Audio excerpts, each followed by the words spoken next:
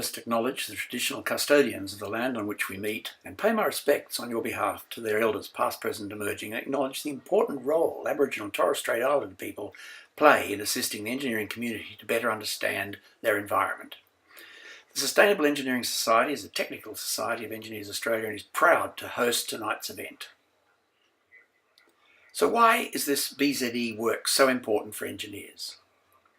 Well, first we have our code of ethics. We must promote sustainability and engage responsibly with the community and practice engineering to foster the environment and well-being of society. Importantly, our new policy on climate change accepts the scientific basis of climate change, and we must take a leadership role in providing solutions.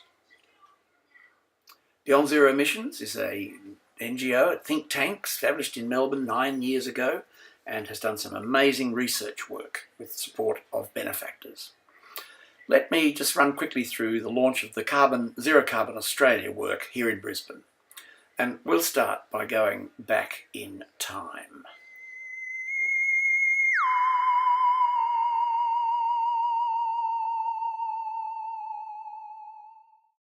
We can move, as we must move if we are to effectively combat climate change, to a situation where all or almost all of our energy comes from zero or very near zero emissions. We are, as humans, conducting a massive science experiment with this planet. It's the only planet we've got. We know that the consequences of unchecked global warming would be catastrophic. We know that extreme weather events are occurring with greater and greater frequency. That is why, in the long term, and really sooner rather than later, we must have a price on carbon.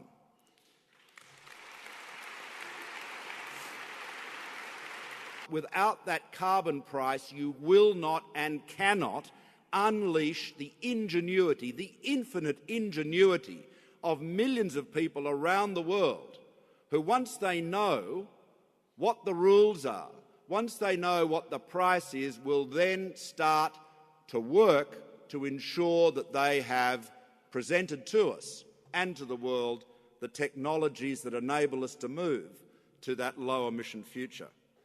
Yes, Malcolm actually said that. Where has he gone? So we asked the Premier to launch the same report, the Stationary Energy Report, here in Brisbane, but Ian Lowe decided to gazump the Premier because I think he knew what she was going to say.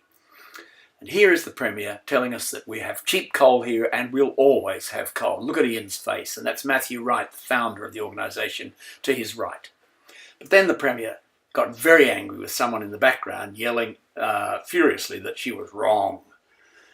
So moving on, we then launched the Buildings Plan at QUT with Larissa Waters in 2012 at Southbank, not QUT.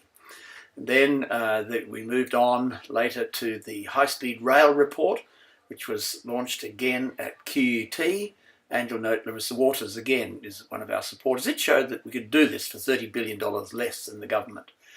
We launched the BZE Land Use Plan at QUT a little bit later. And again, Larissa was very prominent in helping us there. Again, the Renewable Energy Superpower Report, showing how Australia could really lead the world, was launched at QUT. Then we moved to the University of Queensland, where the Minister Mark Bailey, Minister for Transport, launched the Electric Vehicles Plan, a first launch in the world. BZE has done some other incredible work, research papers. The repowering Port Augusta was fundamental in getting what we now have happening in South Australia with a solar thermal plant.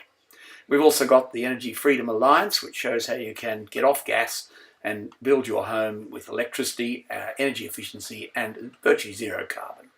We're also fostering the zero carbon communities around Australia with this guide, and we've got Noosa, we've got Byron, and a number of other towns, cities, etc. are going to help.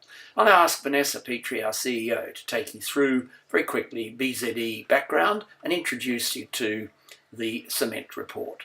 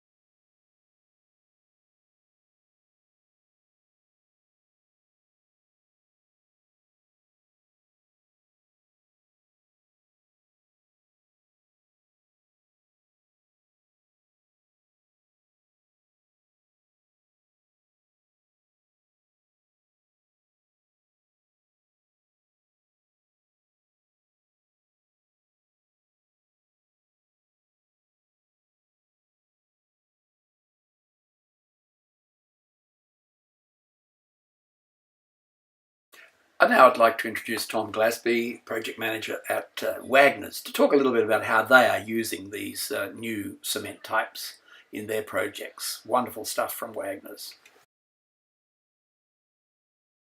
Can I now thank you all for a very lively and informative question and answer session. That was great. Thank you, Tom. Thank you, Michael, and thank you, Vanessa, for being part. Just finishing off, here's the Ivanpah concentrated solar plant, 375 megawatts, 24/7, operating in the Nevada desert in the US. Amazing. You know, it's now time for strong action on climate change, and I've signed the Climate Emergency Declaration, and I urge all of you to get out there and make a big difference. Sign the petition for us, please. I'd like to also pay my acknowledgement to Larissa Waters, who's been an amazing supporter of BZE here in Brisbane. She's been to all our launches pretty much and has supported us all the way. Fantastic. We hope she gets back in the Senator. There's my beautiful granddaughter asking how serious this CO2 thing really is. Can I now thank you all for a wonderful evening, and please join us for some networking.